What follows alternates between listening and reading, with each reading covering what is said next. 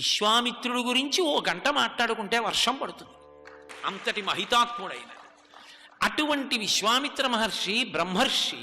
కానీ మరి దశరథుడి కళ్ళజోడ పెట్టుకు చూసినప్పుడు దశరథుడి తండ్రితనానికి ఉన్నటువంటి మర్యాద, ప్రేమ అటువంటివి, ఆ ప్రేమ విస్ఫోటనం ఆయన అలా చేసేసి పరిగెత్తుకుంటూ వెళ్ళాడు, కాళ్ళు కడిగాడు, తీసుకొచ్చాడు, కూర్చోబెట్టాడు. ఒక్క మాట విశ్వామిత్రుడు మాట్లాడలేదు, తనే మాట్లాడేస్తున్నాడు అంతే. కంచమే పరమంకామం కరోమి కిముహర్షిత అద్యమే సఫలం జన్మ జీవితంచ సుజీవితం అన్నాడు. అబ్బా, ఏం అదృష్టమయ్యా విశ్వామిత్ర మహర్షి, నువ్వు వచ్చావు, నీకేం కావాలి చెప్పి ఇచ్చేస్తాను. అడిగాడా ఏమైనా విశ్వామిత్రుడు? నాకు ఇది కావాలని ఆయన అడగలేదు. వచ్చినవాడి కాళ్ళు కడిగి నెత్తి మీద చల్లుకుని కూర్చుంటే ఏమో ఏమయ్యేదో అంటే ముందు ఆయన్ని సంతోష పెట్టేద్దాం అనుకున్నాడు. అనుకుని అద్యమే సఫలం జన్మ జీవితంచ సుజీవితం అన్నాడు. నా జన్మ ఇవాళకి సఫలమైంది అన్నాడు, నా జీవితం ఇప్పుడు సుజీవితమైంది అన్నాడు. ఏం కావాలి చెప్పి ఇచ్చేస్తా అన్నాడు. అన్నీ విని ఆఖరణ ఆయన అన్నాడు, ఏం లేదయ్యా, పిడుగు దశరథ మహారాజు గారికి. జీవితం అంటే ఒక కళ ఉంటుందా, ఉడుదుడుకులు ఉంటాయి. కొడుకు పుట్టలేదు ఒక బెంగ, కొడుకు పుట్టాడో సంతోషం, పుట్టిన కొడుక్కి అకస్మాత్తుగా కాలు విరిగింది, వాడికి బ్యాండేజ్ చేశారు, ఇంకక్కడి నుంచి బెంగ దేవతలందరి దగ్గర తిరుగుతూ ఉండడం. ఒక్కలా ఉండిపోతే ఇంకే మనుష్య జీవితం రకరకాలుగా ఉంటుంది.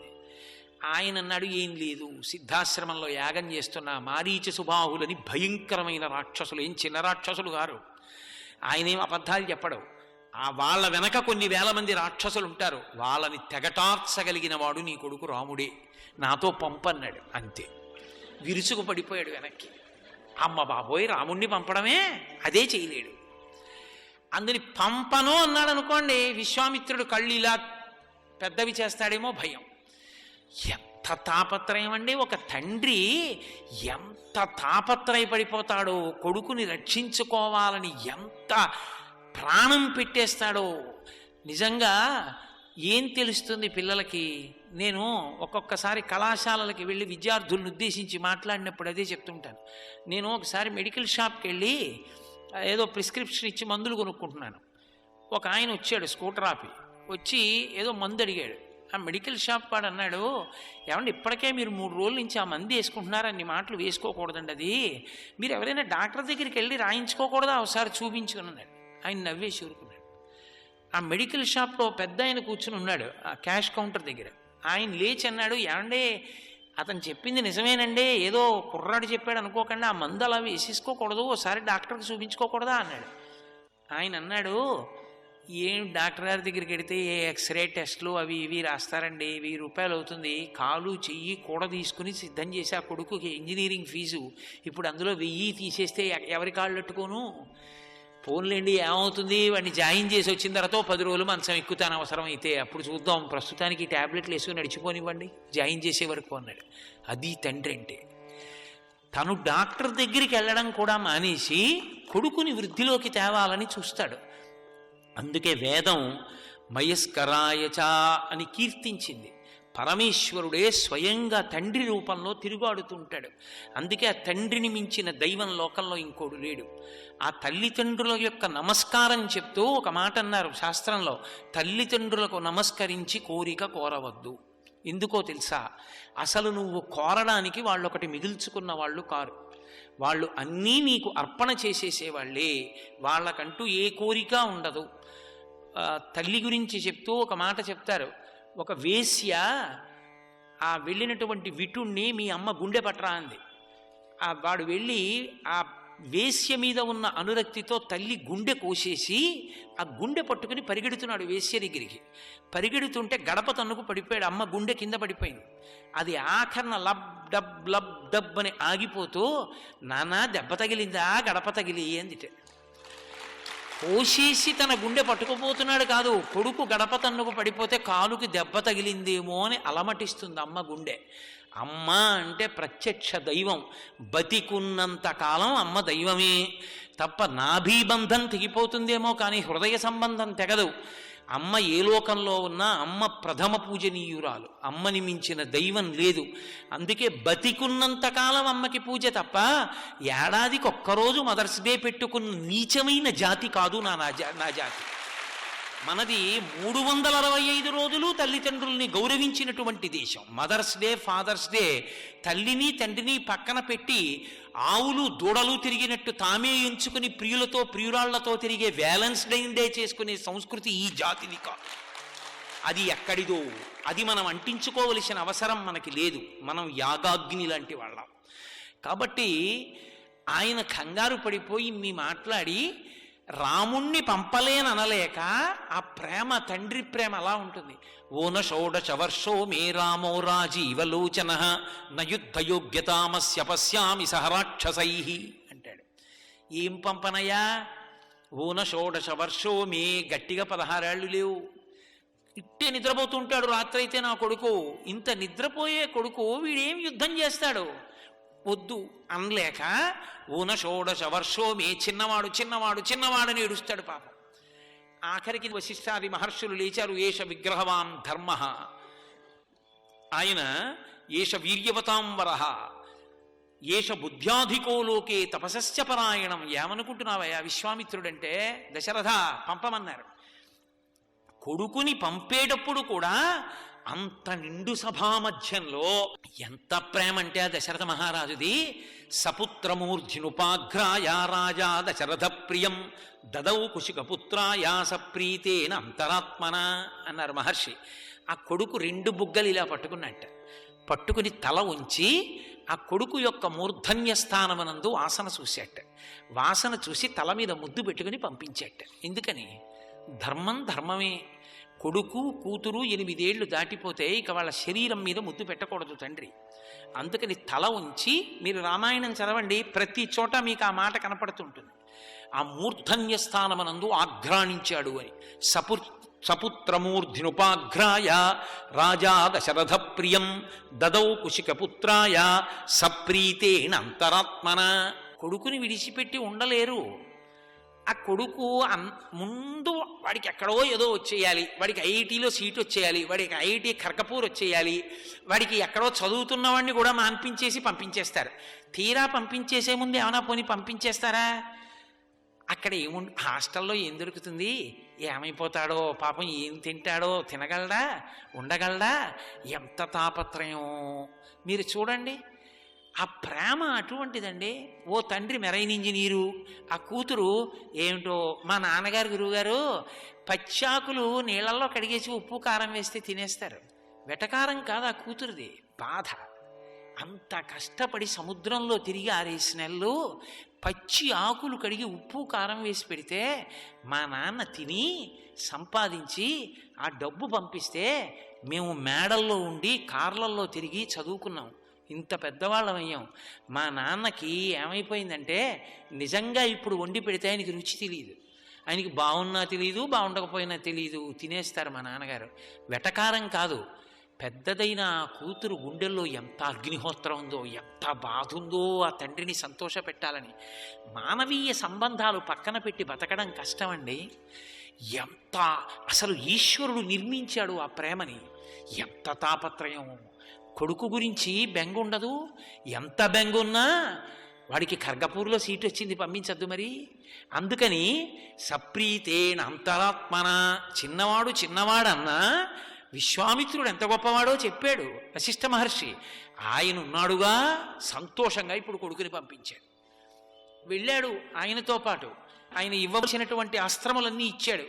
అన్నీ ఇచ్చి తాటకని చూపించాడు. నృశంసమనుశంసం వా ప్రజారక్షణ కారణాత్ పాతకం వా సదోషం వా కర్తవ్యం రక్షతా సదా రాజ్యభార నియుక్తానాం ఏష ధర్మ సనాతన. కొట్టవా తాటకని, రాజకుమారుడివి, నీ ధర్మం, రక్షించవలసిందే ప్రజల్ని, వేయి బాణం అన్నాడు. నేను వేసేస్తాననలేదు రాముడు. రాముడి నోటి వెంట వచ్చిన మాట ఏమిటో తెలుసా? ఆయన అన్నాడు, వేస్తాను, చంపుతాను. ఎందుకు చంపుతానో తెలుసా గురువుగారు? పితుర్వచన నిర్దేశాత్ పితుర్వచన కారణాత్ వచనం కౌశికస్యేతి కర్తవ్యమనిశంకయా అన్నాడు.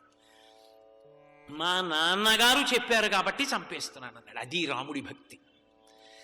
తాటకని చంపడానికి కారణం ఏమిటో తెలుసా గురువుగారు? పితుర్వచన నిర్దేశాత్ పితుర్వచన కారణాత్. రెండు సార్లు చెప్పాడు.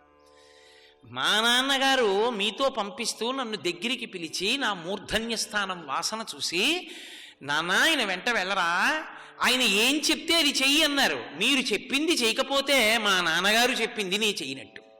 మా నాన్నగారు చెప్పింది చెయ్యాలి అంటే పుత్రధర్మం, మా నాన్నగారు చెప్పింది నేను చెయ్యాలి. అందుకని మా నాన్నగారు మీ వెంట వెళ్ళి మీరేం చేయమన్నారో అది చేయమన్నారు కాబట్టి చేస్తాను. అది మొదటి కారణం. 2 గోబ్రాహ్మణ హితార్థాయాదేశస్యాస్య సుఖాయ చ తవ చైనా ప్రమేయస్యావచనం కర్తుముజ్యతః.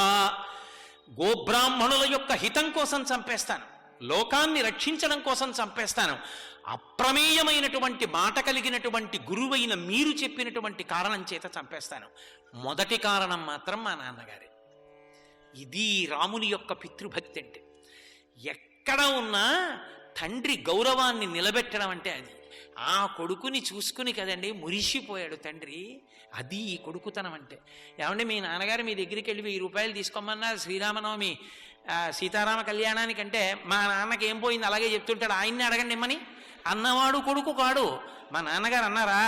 మా నాన్నగారికి రామచంద్రమూర్తి అంటే మహాప్రీతి అండి. మా నాన్నగారిది 1116. మా నాన్నగారు నా దగ్గరికి పంపించారంటే నన్ను కూడా తరించమని, నాదో 116 రాసుకోండి అని ఇచ్చినవాడు కొడుకు తప్ప, తండ్రి కీర్తిని నిలబెట్టినవాడు కొడుకు తప్ప, తండ్రి కీర్తిని నిలబెట్టని వాడు ఒంటికి బలమును మనసుకి పరిపక్వత వచ్చిన దగ్గర నుంచి తండ్రి యందు దోషమించినవాడా కొడుకు. జీవన్ముక్తులు శృంగగిరి పీఠాధిపత్యం వహించిన చంద్రశేఖర భారతి మహాస్వామి వారి దగ్గరికి వెళ్ళి ఒక ఆయన అన్నాడు, నేను మా నాన్నగారికి ఇంత సేవ చేస్తాను, ఇల్లు కట్టించాను, మా నాన్నగారిని ప్రతిరోజు పళ్ళు పట్టుకొస్తాను, హాస్పిటల్కి తీసుకెడతాను, కళ్ళల్లో పెట్టుకు చూసుకుంటాను, శుభం భూయాత్ శుభం భూయాత్ అన్నారు. కానీ మా నాన్నగారేనండి నాతో ప్రేమగా ఉండరు, ఆయన ఏమిటో ఎప్పుడూ నన్ను తిడుతుంటారు అన్నాడు. వెంటనే జగద్గురువులు అన్నారు, తప్పు, ఆ మాట అనవద్దు.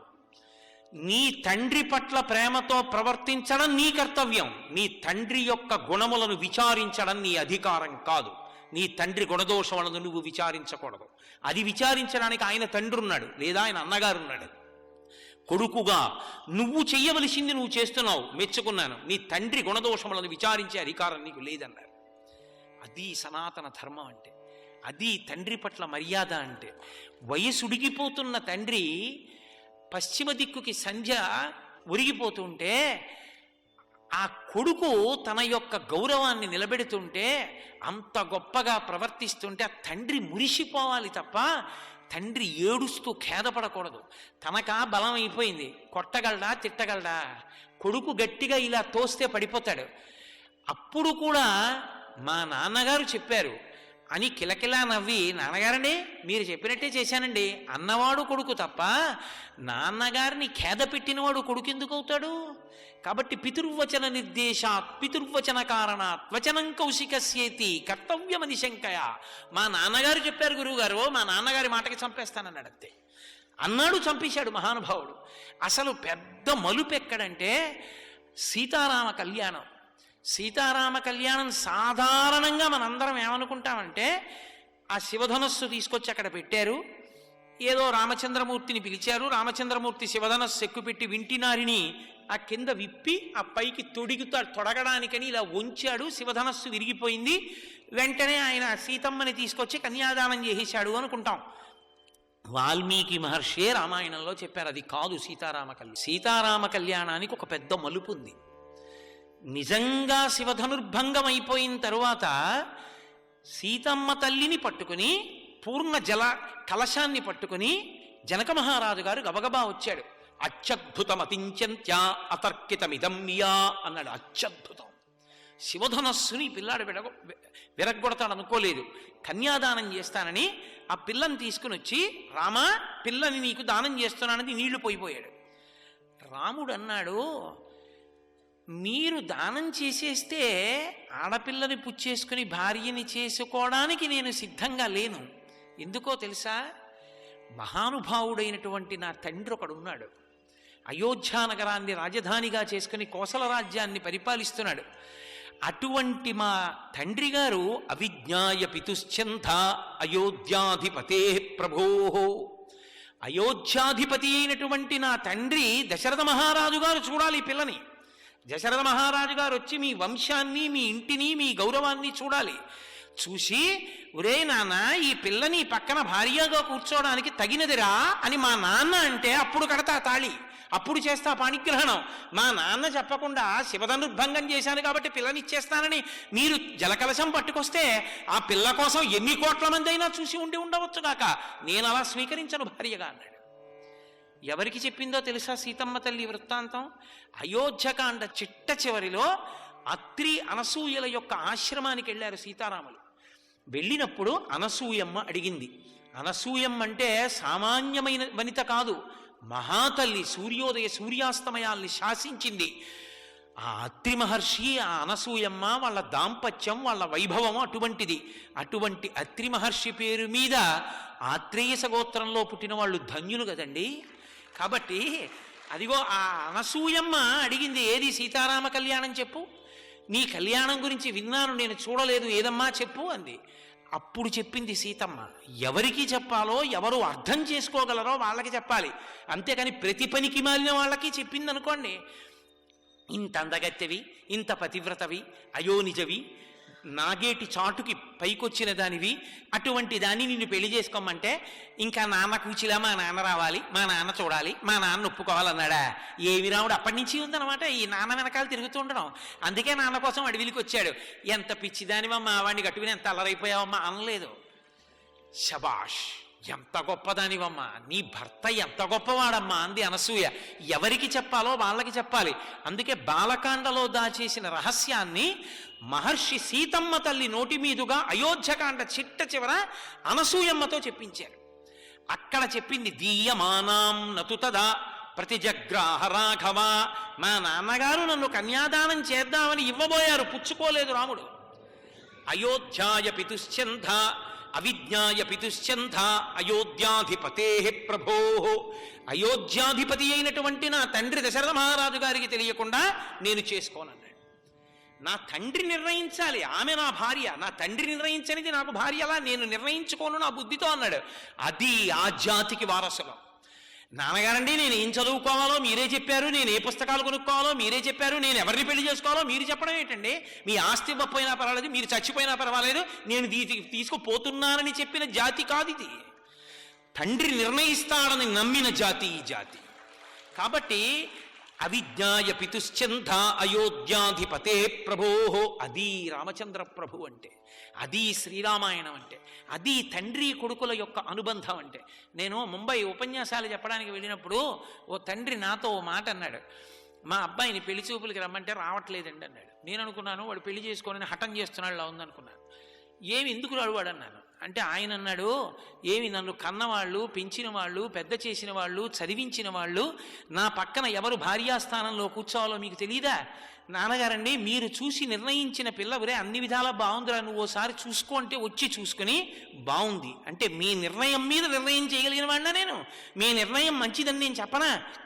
వద్దు నాన్నగారు, నాకు మీ నిర్ణయం మంచిది అంతే. నేను యథాశాస్త్రం తెర కిందకి దింపుతున్నప్పుడు జీలకర్ర బెల్లం పెడుతున్నప్పుడు చూస్తాను. సుముహూర్తానికి జీలకర్ర బెల్లం పెట్టడం సుముహూర్తం కాదు. అఘోర చక్షుహు అని మంత్రం. ఒకరి కన్నులలోకి ఒకరు చూసుకోవాలి. ఆ సుముహూర్తంలో ఒకరి కన్నులలోకి ఒకరు తేరిపారి చూసుకోవాలి. చూసుకునేటప్పుడు ఆడపెళ్లి వారి తరపున రోజు సంధ్యావందనం చేసి భగవద్భక్తి తత్పరులైనటువంటి ముగ్గురు ఒక పక్క, భగవద్భక్తి తత్పరులైనటువంటి వాళ్ళు మగపెళ్లి వారి తరపున ఇద్దరూ ఇటు పట్టుకోవాలి.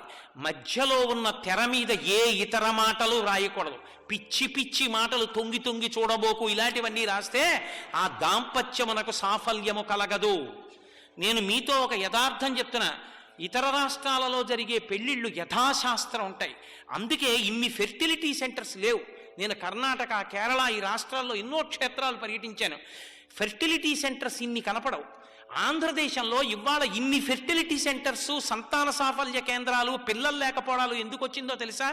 వివాహ క్రతువు భ్రష్టు పట్టడం వల్ల. పేరుకి బ్రాహ్మణుడు మంత్రం చెప్పడానికి ఓ గౌరవం లేదు, మంత్రం మీద గౌరవం లేదు. పెళ్లి చేసుకునేటప్పుడు అర్థం పర్థం లేకుండా నొరగలు కొట్టుకోవడం, అసహ్యకరమైన పదార్థాలు తలల మీద పోసుకోవడం, ఎంతసేపు వీడియో పిచ్చి, కెమెరా పిచ్చి. బ్రాహ్మణ కుటుంబాల్లో పుట్టినటువంటి దౌర్భాగ్యులు కూడా చొక్కాలు బనీన్లు విప్పి ఉత్తరీయం వేసుకుని కన్యాదానం చేసుకోరు. కన్యాదాత చొక్కా బనీనిప్పడు, కన్యాదానం పుచ్చుకునేవాడు చొక్కా బనీనిప్పడు. విప్పకుండా పెళ్లిళ్ళు చేసుకుంటే ఎక్కడి నుంచి సాఫల్యాలు రమ్మంటే వస్తాయి? ఒళ్ళు దగ్గర పెట్టుకుని వేదం చెప్పిన ఆచారకాండ పాటించలేవు. చంకలో సెగ్గెడ్డేస్తే చొక్కా బని నిప్పుకుని 10 రోజులు తిరుగుతావే సెలవు పెట్టి. ఏం పెళ్లిలో కన్యాదానం చేస్తూ 10 తరాలు పైన 10 తరాలు కింద తరిస్తాయి. ఉత్తరీయం వేసుకుని కన్యాదానం చేయడం నీకు చేత కాదు? ఏ చొక్కా బని నిన్ను ఉద్ధరిస్తాయా, నీ ముందు తరాల వాళ్ళని ఉద్ధరిస్తాయా? ఎందుకేసు కన్యాదానం చేస్తావు? అడిగేవాడు లేడనా? పరమాచార్య స్వామి శరీరం విడిచిపెట్టారనే. కాబట్టి శాస్త్రము మీద మక్కువ అంటే మక్కువ, శ్రద్ధ అన్న మాటని వ్యాఖ్యానం చేస్తూ అంటారు శంకర భగవత్పాదులు.